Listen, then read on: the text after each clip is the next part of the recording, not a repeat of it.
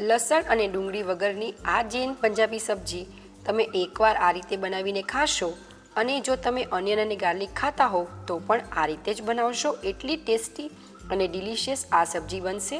તો વિડીયોને એન્ડ સુધી જરૂરથી જોજો. Hello everyone, welcome back to try and taste kitchen.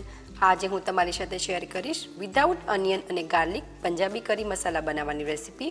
મને ઘણા બધા વ્યુઅર્સ અને સબસ્ક્રાઈબરની કમેન્ટ હતી કે તમે લસણ અને ડુંગળી વગરની કોઈ રેસીપી અમારા જોડે શેર કરો. તો આજે હું એમના માટે આ ખાસ રેસીપી લઈને આવી છું. જો તમે પણ લસણ અને ગાર્લિક ન ખાતા હોય તો એકવાર આ રેસીપી જરૂરથી જોજો, તમને ખૂબ જ પસંદ આવશે. તો ચલો રેસીપી સ્ટાર્ટ કરીએ. જો તમને રેસીપી પસંદ આવે તો વિડીયોને લાઇક જરૂરથી કરજો, ફ્રેન્ડ્સ ફેમિલી સાથે શેર કરજો અને મારી ચેનલ ઉપર નવા હો તો આવી જ નવી નવી રેસીપી જોવા માટે મારી ચેનલને સબસ્ક્રાઈબ જરૂરથી કરજો. સબસ્ક્રાઈબ કરવું એ બિલકુલ જ ફ્રી છે. સબસ્ક્રાઈબ કરવા માટે નીચે આપેલો રેડ બટન પ્રેસ કરી સાથે બાજુમાં આપેલો બેલ આઇકન પણ જરૂરથી પ્રેસ કરજો અને તેમાં ઓલ સિલેક્ટ કરજો જેથી તમને મારા બધા જ આવા નવા વિડીયોની નોટિફિકેશન મળતી રહે. પંજાબી પનીર કરી મસાલા બનાવવા માટે અહીંયા મેં 250 ગ્રામ પનીર લીધું છે. પનીરને આપણે સ્ક્વેર પીસમાં કટ કરી લઈશું.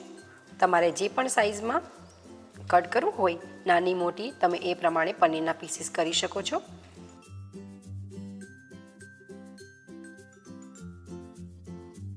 તો તમે જોઈ શકો છો અહીંયા મેં પનીરને મીડિયમ પીસીસમાં કટ કરી લીધું છે.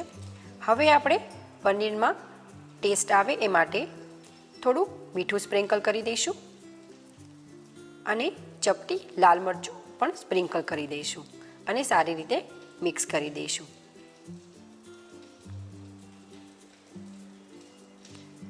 આમ કરવાથી પનીર થોડું ફીકું નથી લાગતું, એનો ટેસ્ટ પણ એકદમ સરસ આવશે.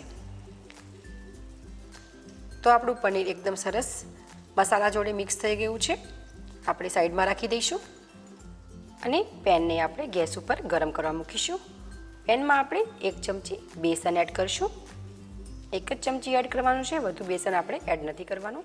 બેસનને આપણે લો ફ્લેમ ઉપર 1.5 થી 2 મિનિટ સુધી શેકી લેવાનું છે. બેસનનો કલર બિલકુલ પણ ચેન્જ ના થવો જોઈએ, જસ્ટ ખાલી એનો કાચો ટેસ્ટ ના રહે એટલે માટે આપણે 1.5 થી 2 મિનિટ સુધી લો ફ્લેમ ઉપર શેકી લેવાનું છે.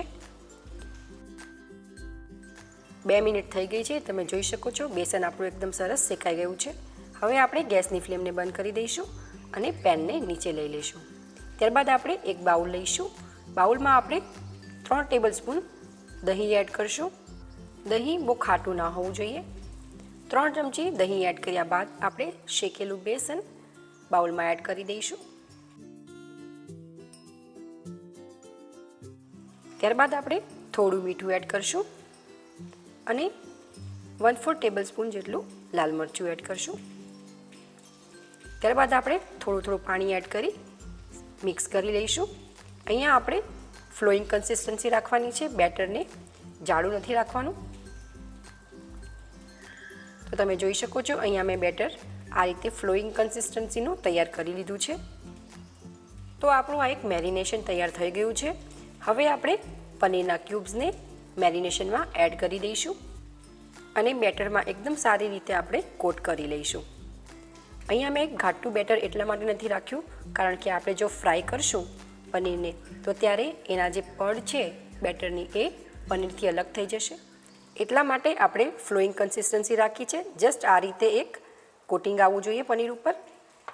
હવે આપણે પેનને ગેસ ઉપર ગરમ કરવા મૂકીશું અને તેમાં 2 ટેબલસ્પૂન તેલ એડ કરીશું.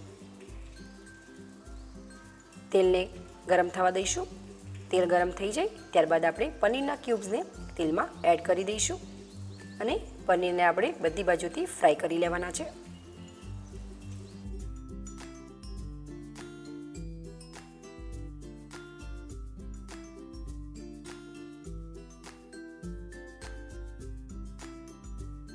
એક મિનિટ બાદ આપણે પનીરની સાઈડને ચેન્જ કરી દઈશું. પનીર એકદમ સોફ્ટ છે, તૂટી ન જાય એનું ખાસ ધ્યાન રાખવું. તમે તમારા પ્રેફરન્સના અકોર્ડિંગ ટુ પનીરને ફ્રાય કરી શકો છો. જો તમને ક્રિસ્પી પસંદ હોય તો તમારે વધારે ફ્રાય કરવા, પણ મારા ઘરમાં બધાને સોફ્ટ પસંદ છે એટલે હું આ સ્ટેજ ઉપર ગેસની ફ્લેમને બંધ કરી દઈશ અને પનીરને આપણે એક પ્લેટમાં કાઢી લઈશું. તો તમે જોઈ શકો છો પનીરની સોફ્ટનેસ. હું તમને બતાવી દઉં નજીકથી પણ. એકદમ સોફ્ટ આપણા પનીર બન્યા છે અને એકદમ ટેસ્ટી પનીર બન્યા છે. તમે આ રીતે ખાશો તો પણ એકદમ ટેસ્ટી લાગશે. હવે આપણે ગ્રેવી બનાવી લઈશું. તેના માટે અહીંયા મેં 2 મીડિયમ સાઇઝના ટમાટર લીધા છે, 1 મરચું લીધું છે લીલું, 1 ઇંચ આદુનો ટુકડો છે અને 15 થી 16 નગ કાજુને મેં ગરમ પાણીમાં પલાળી દીધા છે. આપણે બધા જ ઇન્ગ્રીડિયન્ટ મિક્સર જારમાં એડ કરી દઈશું અને આપણે ફાઇન પેસ્ટ બનાવી લઈશું. અહીંયા કાજુ નાખવા ટોટલી ઓપ્શનલ છે, તમારે એડ કરવા હોય તો કરી શકો, અધરવાઇઝ તમે સ્કીપ પણ કરી શકો. તો તમે જોઈ શકો છો અહીંયા આપણી પેસ્ટ એકદમ સરસ બનીને તૈયાર છે. હવે આપણે સબ્જી બનાવીશું. તેના માટે પેનને ગેસ ઉપર ગરમ કરવા મૂકીશું અને પેનમાં આપણે 2 ટેબલસ્પૂન તેલ એડ કરીશું. તેલને ગરમ થવા દઈશું.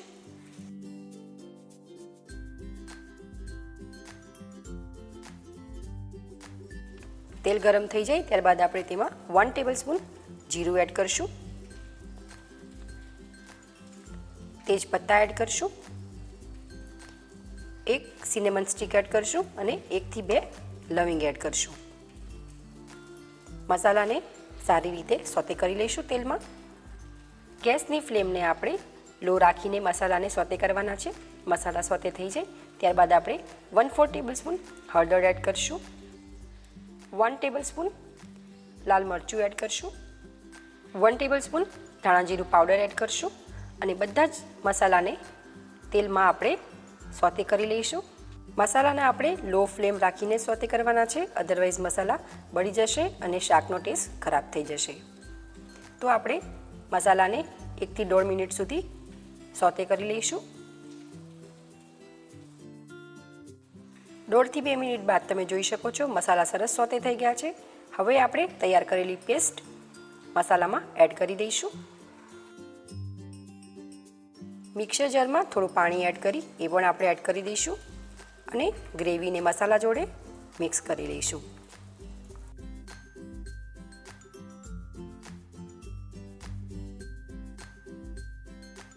તમે જોઈ શકો છો ગ્રેવીનો કલર ખૂબ જ સરસ આવી ગયો છે. હજુ તો આપણે એને કૂક કરવાની બાકી છે. હજુ એનો કલર એકદમ સરસ આવશે અને એકદમ ટેસ્ટી બનશે. હવે આપણે સ્વાદ અનુસાર મીઠું એડ કરીશું. મિક્સ કરી અને કવર કરીને ગ્રેવીને 4 થી 5 મિનિટ સુધી અથવા તો ઓઇલ સેપરેટ ના થાય ત્યાં સુધી આપણે કૂક કરી લઈશું.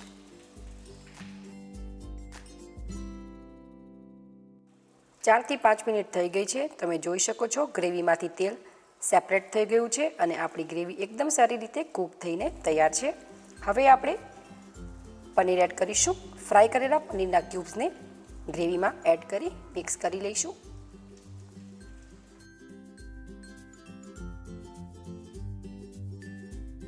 મિક્સ થઈ જાય ત્યારબાદ આપણે 1/4 ટેબલસ્પૂન ગરમ મસાલો એડ કરીશું, કસૂરી મેથી એડ કરીશું અને મિક્સ કરી લઈશું.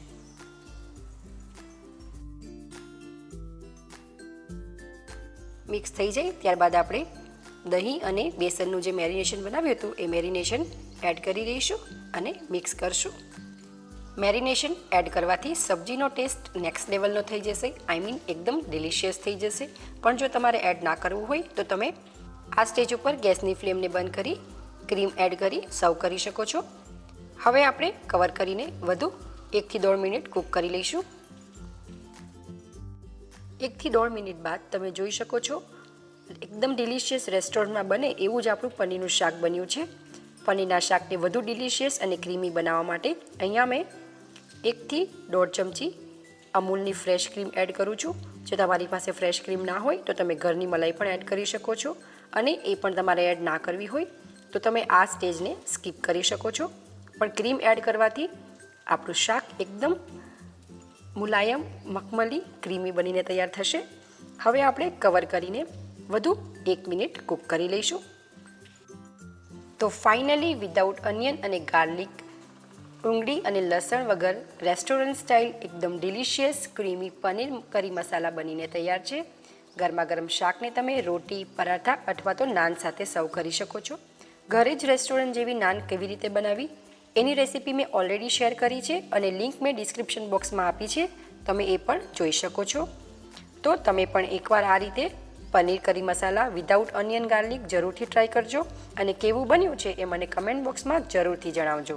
જો તમને રેસીપી પસંદ આવી હોય તો વિડીયોને લાઇક જરૂરથી કરજો, ફ્રેન્ડ્સ, ફેમિલી, રિલેટિવ સાથે શેર કરજો અને મારી ચેનલ ઉપર નવા હો તો આવી જ નવી નવી રેસીપી જોવા માટે મારી ચેનલને સબસ્ક્રાઈબ જરૂરથી કરજો. સબસ્ક્રાઈબ કરવું એ બિલકુલ જ ફ્રી છે. તો ચલો ફરી મળીશું એક આવી જ નવી રેસીપી સાથે. Thank you for watching my video.